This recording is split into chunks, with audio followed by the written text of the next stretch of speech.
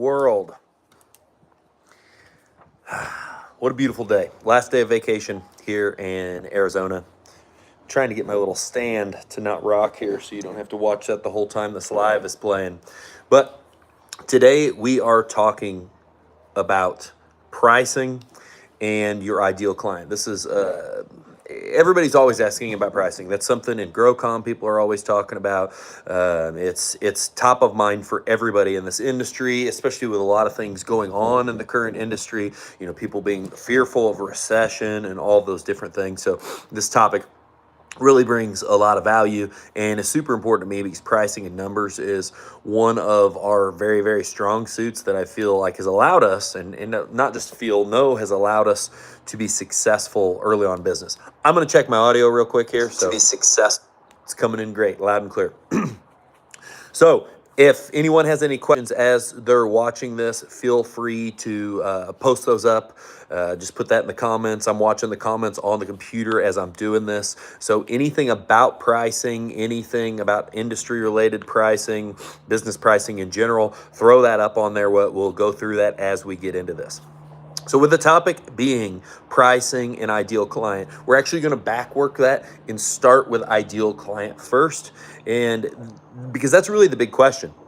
If you're watching this and you're in the lawn care and landscape industry, are you pricing based off of what some other landscape company, like if you just started, because this is what I did when I first started, are you looking around at other hourly rates and kind of pricing based off of that?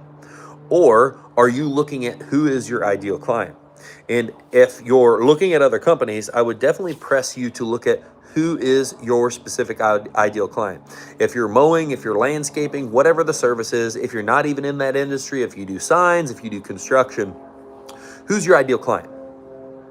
This is critical for you to know who they are, what they do, what they value.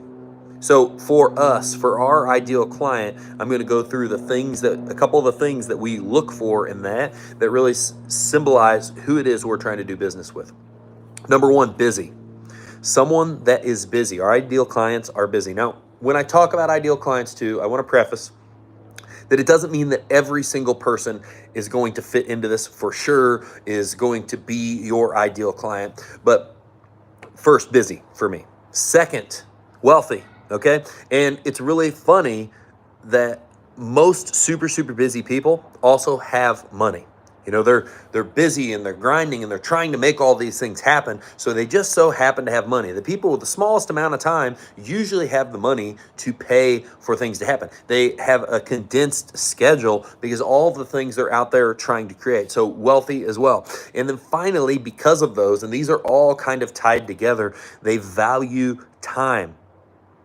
I realized a long time ago that when a client valued their time versus value the money, that they were going to be a much cooler client to work with, much cooler customer to work with, because they're not like, how could I save a couple dollars? How could I save a couple hundred, couple $1,000s? They value the time that it would save to work with a reputable company.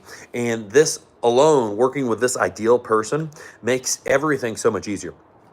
Funny Bunny had a question here again for everybody watching.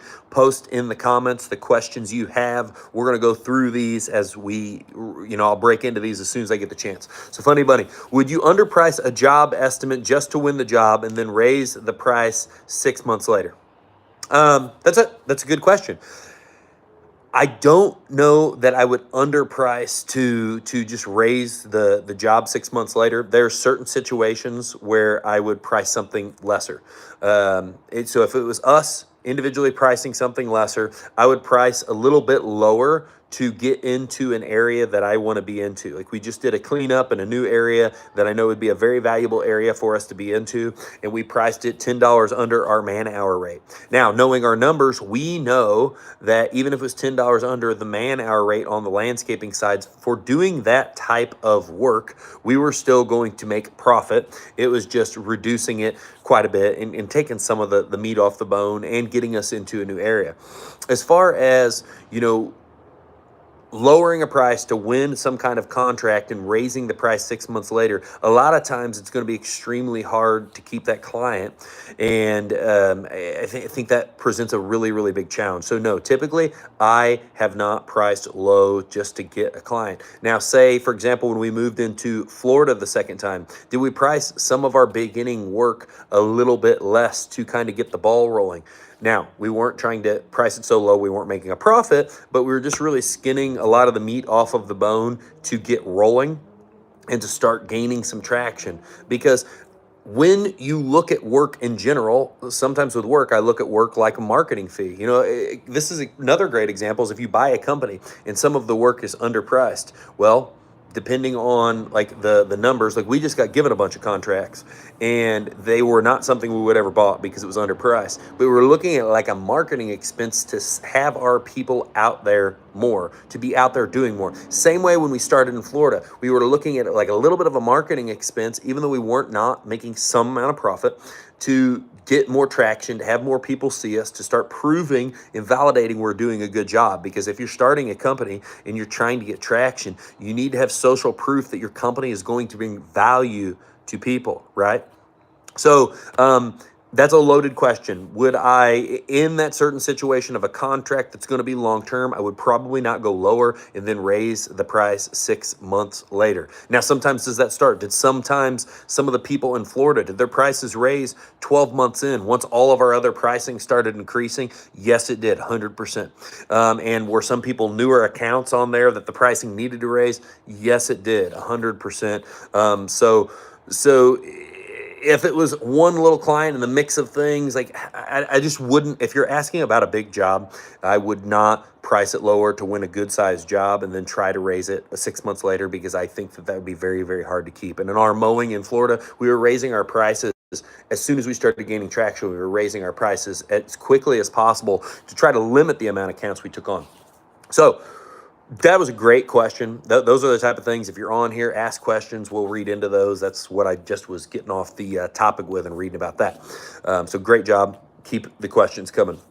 Now, we talked about this ideal client. They're going to be much easier to work with. And we talked about what that looks like for us. Again, busy, wealthy, values time, huge topics, usually family oriented as well, because they value the time with their family more than they value the time, or more than they value the few bucks that they're going to save.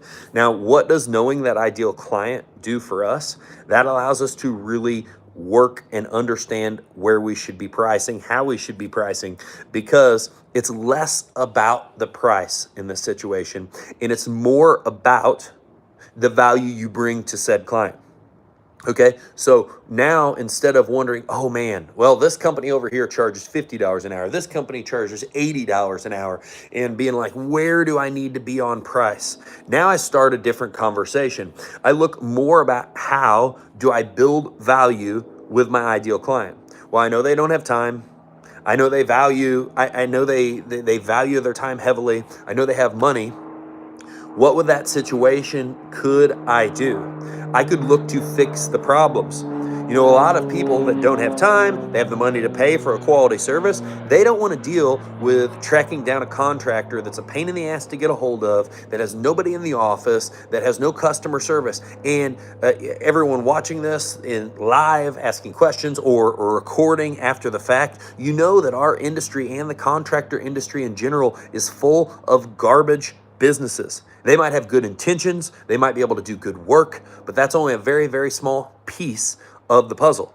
Customer service, being able to answer the phone, get people served quickly is another huge piece of the puzzle. So those are the things that, instead of immediately thinking about price, I'm looking at when I think about price. So ideal client, I know that if for our ideal client, can differentiate ourselves with customer service, being on top of answering the phone, being on top of being able to connect with them immediately, get estimates out very, very quickly, be able to make our systems and our services easy to use, not that there's no barrier to that, they don't have to sign this paper thing.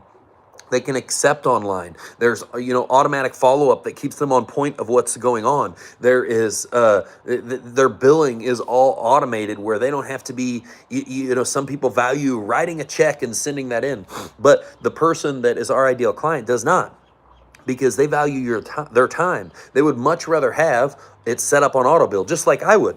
I don't have the time to write 100 checks if I have to. Like, if I can set something up on auto bill so it's happening automatically, that's exactly what I want. I want things to be seamless. I want them to be quick. I want them to be easy for me, because I'm kind of like this person. I value my time. I value my time with my family. So as we're looking at thinking about what can we do to fix those problems, again, everybody watching this, I see the number just keeps going up and up and up of people watching. Ask any questions that you've got. We'll break into that on pricing. It got to be outside of the pricing I'm talking about. We can get into other stuff, but I'll break into that in between, like little cuts in this information we're given. So after I think about all the things I can do to fix their problems, immediately I just ask, this is my ideal client. This is their subset of problems. What can we do to make it better for them? Now, when I look at those things, I talked about the customer service. I talked about the good system. So maybe this means running some kind of really nice CRM so your communication is better.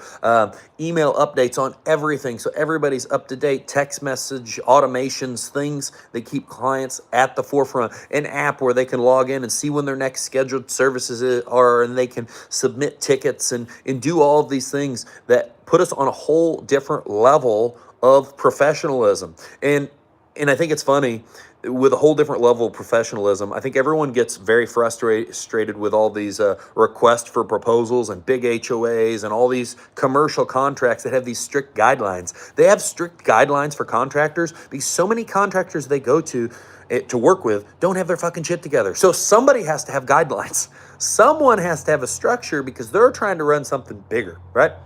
And so when I look at all the problems that we can fix for this person, and I look at the cost associated, a lot of people are worried about spending money on a good CRM because they can't afford it, or they wait forever to hire office staff because they'd rather just try to answer the phone at the end of the day. Now, I'll tell you right now, a sale, you're much more likely to do business with someone if you can connect with them in the first 5 minutes of them reaching out to you. And I know that sounds like super small time to really make that happen, but it's a statistic. You need to do everything. That's why when I was working out in the field and starting, that's why I had the little things that Keith Kalfas, I think I originally saw him wearing them, the little neck Bluetooth deal that vibrated when you got a phone call, so I could immediately shut the mower off and get out on there and answer the phone and act like I was in an office trying to get on top of this stuff and collect their information. So I look at the problems that I can solve to make the service more congruent and more fitting for my ideal client.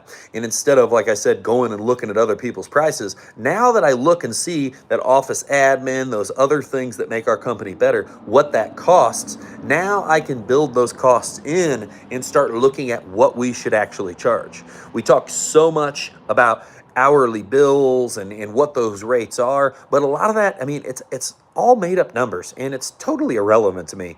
I want to know what it takes to run the business the way it fits the ideal clients, and that we can keep getting better, because we know we're going to make mistakes. We have to have money to pay for those mistakes. So we can keep moving forward, progressing, learning, training, doing all of these things. I can look at all of that, and then I can start coming up with a price. I can start realizing what our hourly rate should be. And I know a lot of people have questions about hourly rates. They're all over the board. This is something that, like, we've got a budget creator that's inside of GROW Comm, or you can buy it at jacobgodar.com. You can go to LMN, use their budget creator on the free version to help you understand your numbers. You work in these costs to create an hourly number that recoups everything and the overhead and all the different things. And yes, there's some legwork to that, but knowing your numbers is everything in business. Knowing your numbers and knowing what direction you should head is everything in business. But it's even better when at first you're focusing on what that ideal client is, so you can actually be catering your services to make sure they're taken care of, to make sure they are getting what they're wanting. And then you can always keep asking yourself, where are we dropping the ball? What are the things we should be doing better for our ideal client? And is that raising the value? Because as you raise the value of a service, it's going to raise the price. You know, value does not go up without the price going up. But the more we can pump and pump and pump and pump that value, the more money we're able to earn, the more profits we're able to earn. And to me, the more successful of a business we are able to run, because with more profits, we can incentivize our team more, we can make everybody make more money, and we can continue to separate from the industry average. That's my whole goal. And everyone watching, the people that are on here right now, again, ask questions. If you got questions, we'll get into those too on the stream. But we should all be wanting to separate ourselves from the industry, or ourselves from the industry norm. Being average in this industry is fucking garbage. Like, being average in the contracting industry in general, it's garbage. The average is shit. You don't want that. You don't want to be average. You don't want to compare to what's around you. You want to be exceptional. You want to be more than that. So we look at how we build value and how we fix the problems. And this is what allows us to not really have to think about the price as much. We think more about the value. And there's always going to be other people in your market doing different things. You know, there's always going to be a Walmart in your market. It doesn't matter. You know, Walmart is a volume play where it's all about the lowest cost. And for us in our business, I think that you just got to know what we're trying to do getting started. It would be extremely, extremely, extremely hard to run a business that way. And the downfall of most of these lawn and landscape businesses is they try to be a Walmart and they still don't even fucking know their numbers. And that's a huge problem. If you want to play with fire and razor thin margins to try to grow a company faster, you better really have a damn good grip on your money. You better know exactly how to read your profit and loss, and know about your cash flow statements, and know about your balance sheet, and know how they correlate, and know what one means to the other, and know if you're making money or if you're not making money. And the unfortunate fact, and it's not unfortunate, it's actually great. We can get into this industry with next to no knowledge and just a lot of grit. But since you don't have business acumen, typically when you get into the industry, it is much easier to work on being a value-based company rather than a volume, and we want to be the Walmart. Because if you bring more value, it's going to give you more cushion to learn. We all need cushion to learn. None of us are the best version of ourselves yet, and we never will be, because you can grow infinitely. But the more cushion you can make, the better, and the more time you've got, and the more room you've got for mess ups. The more you try to be a volume operator, the more it's razor thin, and so many, the profits are razor thin. So many contractors I talk to, they don't know where any of the money is. Where did the money go? I have an employee in Florida that I was talking to, and he had his own thing, and he just didn't know where, you know, there was never any money left over. And I said, well, what'd your profit and loss look like? And he didn't really know anything about a profit and loss. It's really hard to run businesses without knowing your numbers. Kinder Lawn Maintenance, amen to that, 100%. Sunset Mowing, so much garbage, but true. Yeah. And there's always going to be those people. There's always, it's garbage that there's low dollar people. But at the same time, when we say that's garbage, that's also a gold mine. If there weren't so many low dollar people offering a low value service, there would not be, that's giving people perspective against what a high value service is. Like Whole Foods sells a bunch of shit. All these other high end places sell a bunch of stuff, even though Walmart has it all too. They have an ideal client. They have an ideal person they're going after. At Walmart, you can buy a lot more groceries than you can at Whole Foods for the same cost. But it's the proof in the pudding that they are not trying to hunt down a volume-based model. They want a value-based model, and they want to continue doing more and more and more. It's like everyone watching this should, you know, everyone in general that's in customer service or running a business should go to a Ritz-Carlton at least once in their life and see, here again, look at how much value they build into their service. And so the fact that these things, the separation, is giving everybody perspective. It's showing when customers get beat up and beat up and beat up, and they might be people that really want the value, but just haven't found a good contractor yet, because there's a huge sea of contractors. When they go through one after the other, after the other, after the other, and you can be the shining star of communication and everything else, the gap just it builds so quickly. It is so insane how much you're going to get good reviews, how much it's going to help you build your business, how much it's going to help you fund your business. And so we are talking about pricing and ideal clients. We haven't said anything about what hourly rates are and what those would look like. And the fact of the matter is, it's really based off of who you're trying to serve and what do they value and how much does it cost to do that. Because for every level, for every different ideal client, there's going to be someone that will serve them at that level, and then there's going to be a price that is fitting, right?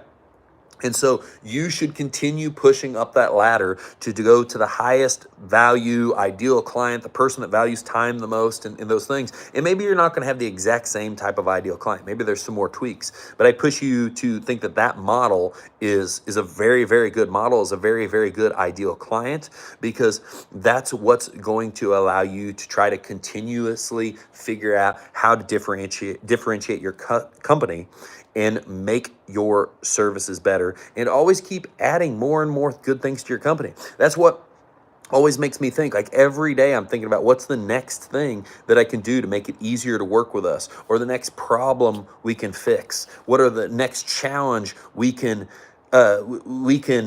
solve? Like, dude, if you're not walking around in your company every fucking day and looking at like problem, dude, awesome. They're all gold mines. The landscapers keep covering up fucking irrigation heads. Awesome. Problem we can solve to make us look more professional. We'll set up a SOP to flag those every single time. I'm talking about this because we had this problem, and now we became more professional, look more badass. Like, and yeah, there's other landscape companies on here and shit that will talk shit about the stupid things you do. Well, they're doing stupid shit too, just in something else, and they wouldn't be upfront and talk about it.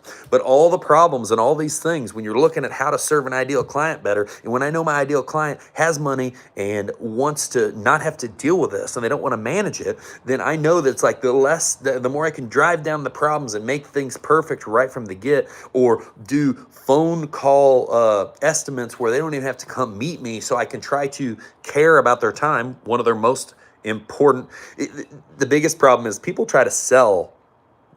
I'm getting really excited about this, and somebody said something. I'm going to respond to that in a second, but. And by all means, anybody who's on here, comment, ask questions about pricing, ideal client, whatever you want to talk to, sales, anything, and we'll go through that too. But the biggest problem is people are so caught up on growing their company that they're selling to people that don't value their time. They would rather it be cheaper than value their own fucking time. And you're never going to be, it's going to be so hard to satisfy that person. It's like when you start out and you're pricing mowing really, really low, because everybody starts out, prices something low. I mean, I still screw up prices and price things low, and then we learn and we adjust, right? Found a problem, fixed a problem, found a problem, fixed a problem. But it's like when you start out, and if I could just save anybody some time, you price some stuff low mowing, you maybe like $25 lawn. And then when you get to a $45 or $50 minimum, you're like, wow, all the problems seem to have there's so many less problems in my mowing company. And all you did was raise the prices, because the person that's paying the dirt cheap price that would accept that also wants everything else for free. They don't value time at all, and then they don't even value your price. So they're trying to get more and more value out of it to try to justify the $25 they've spent, and then they run you on and on and on and on and on and kill your profit. And as you grow your company and you're managing employees and all of this stuff, it makes it 100 times more challenging to manage those things. Kinder, lawn maintenance is crazy. This channel isn't as big as it is. So many gold nuggets, good stuff, brother. I appreciate that. The goal with all of this is just to try to help other people.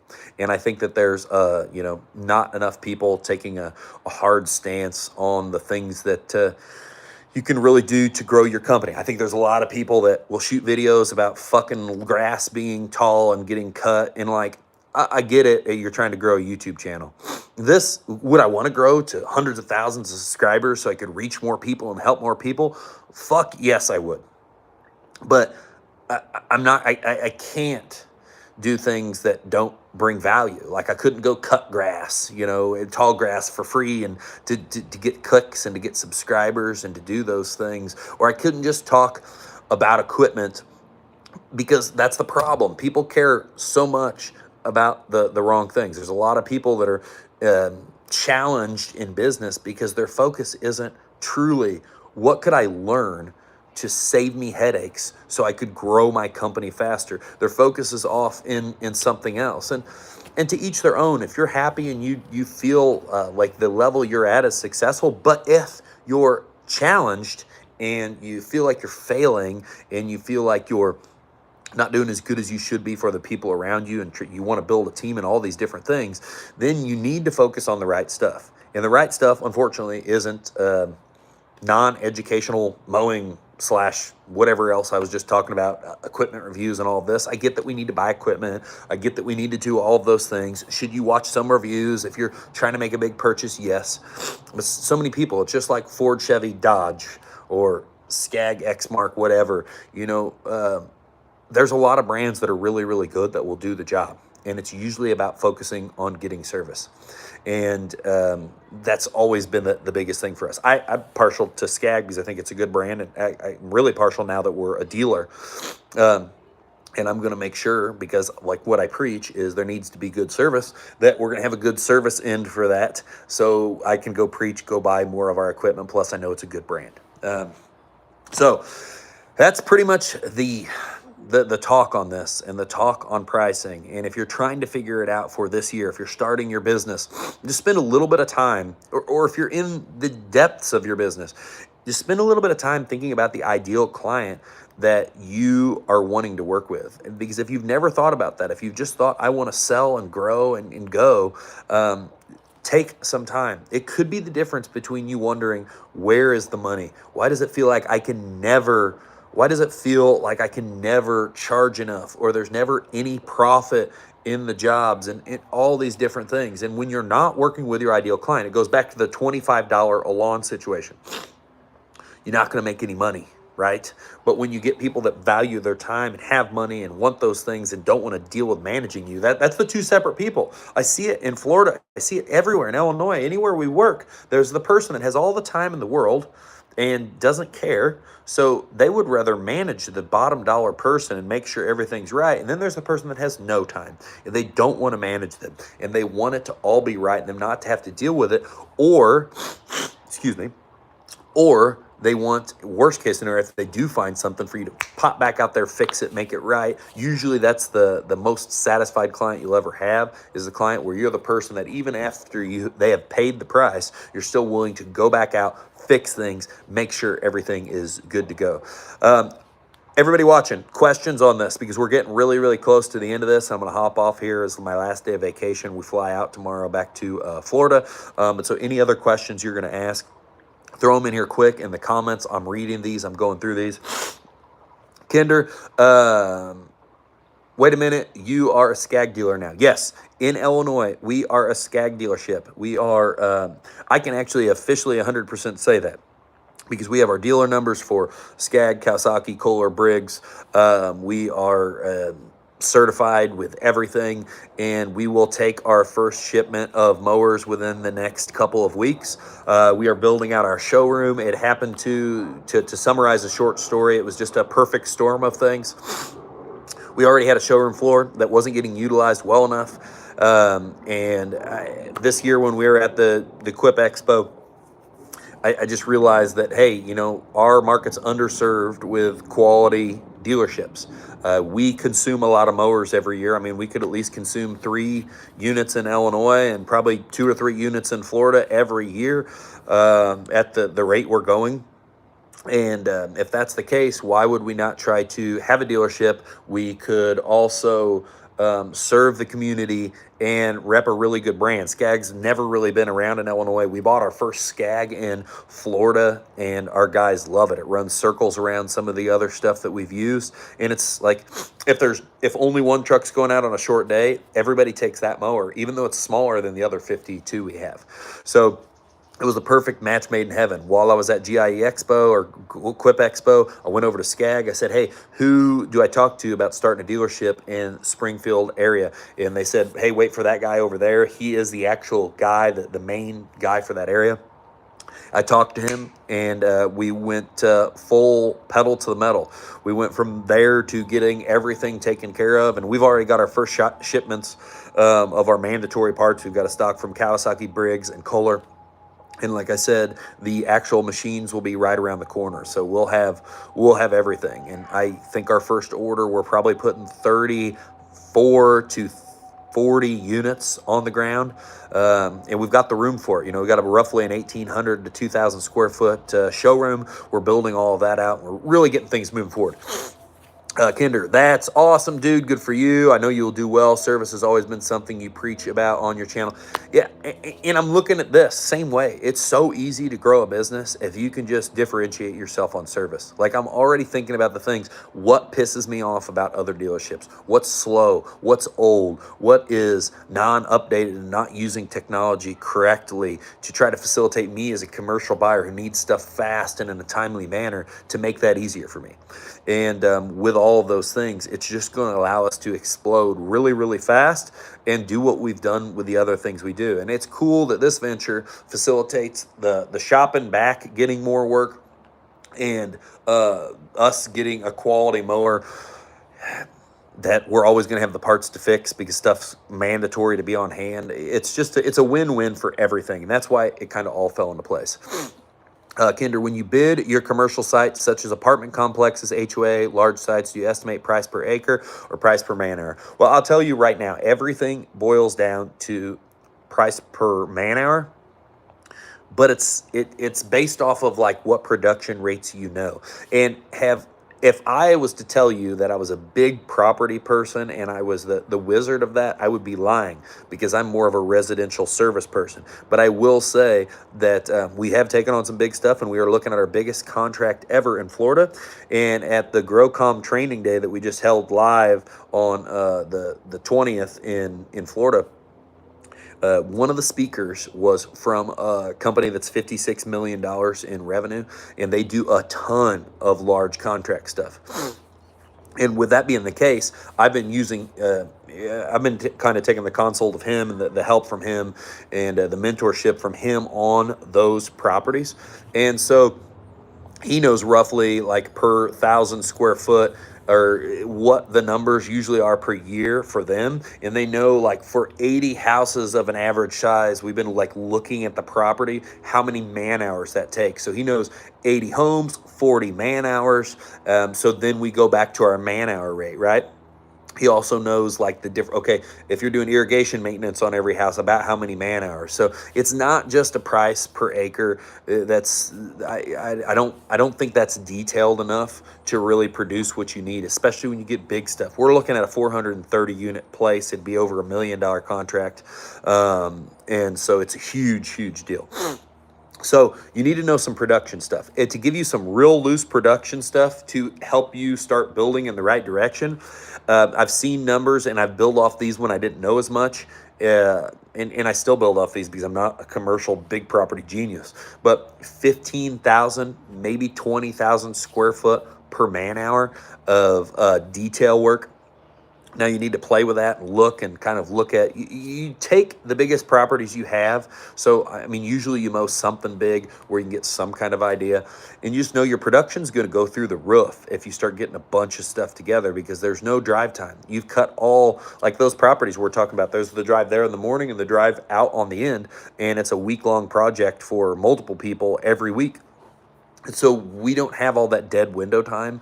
So there's a lot of things to take into consideration. So to your question, knowing the efficiency rates, like how much your people can produce per man, per hour on a property like that, and then accounting that man hour to that. That's how we would do that. And that's what we're in the middle of working out right now. We've got some final details, and we'll iron that out. So another great question.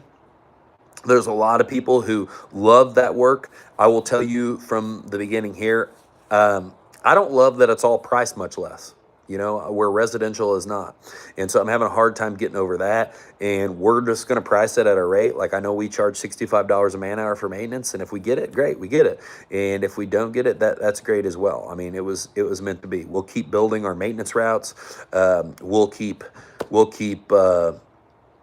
building our landscaping crews, and it is what it is. I mean, we had a great year this year. We've exploded in sales, and we're just, continuously fixing more and more problems to adhere to that market like we talked about, to do that even more. We're really getting close here. I'm going to finish it at 40, no later minutes, and we're at 34 minutes now. Anyone on here who's still got any questions pricing related, spit those out quick, go over those quick, and we'll get into those. But my final piece I was going to talk about as we talk about growing, when I look at those big properties, I do like those. They kind of interest me. It's kind of like those are buying companies, like I look at it, like the $1 million contract thing's pretty cool because you can gain that much work like that if you land one. But we're also heavily looking at what other companies can we buy, because there's a lot of companies that are doing all the things that we talked about here. They're not doing those. And so you could purchase companies and you could bring back all the values, the things that we're trying to create, and earn a lot more than they were earning.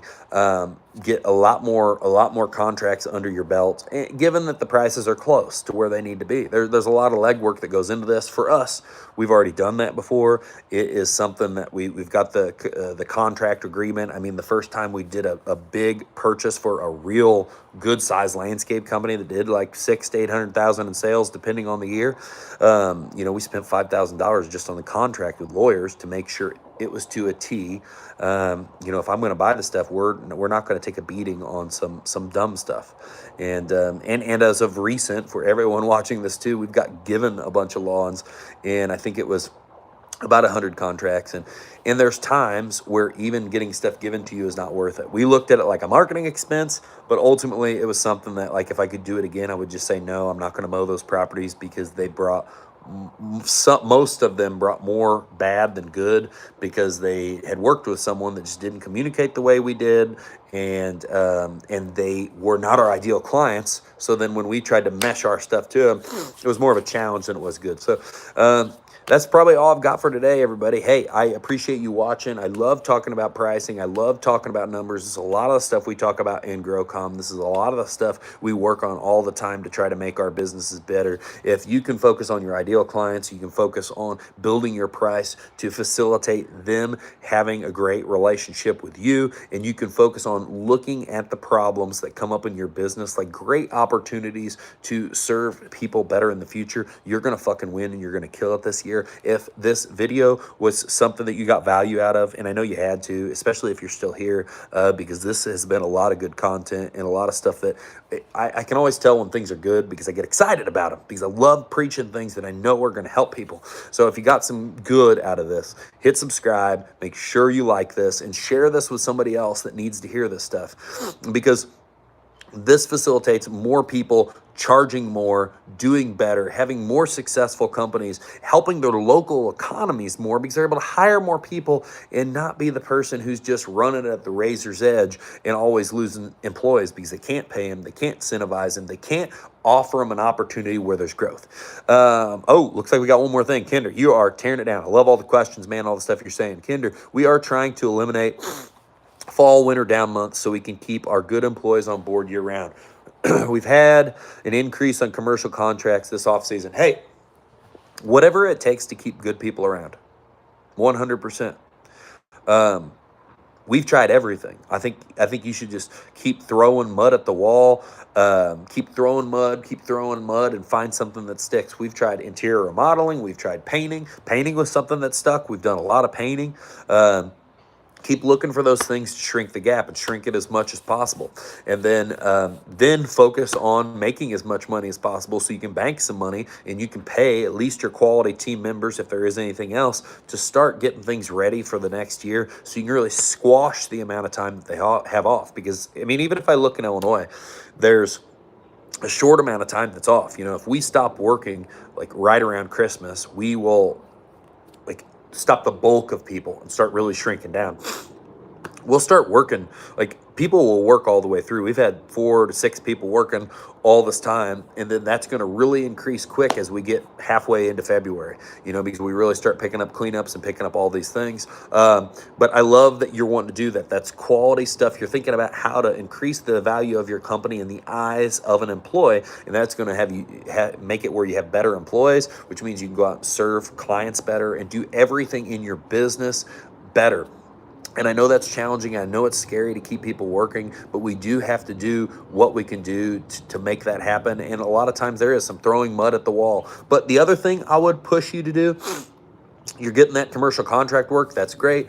If you do applications, you know, in the office, you can get people taking prepayments on those. You can start educating clients sooner with admin, or even your field people if they're good on the phone, where they can go out and start signing up services early. Like we can start in February because we've already got people focusing on signing up jobs, so we know we've got stuff that's good to work on because it's reoccurring. And in a landscape lawn care business, you grow so much reoccurring maintenance that you should always be able to line out stuff that you know you can start early and build and build and build and build that list, so you can squash the time in between and then still try to find some filler work in the middle.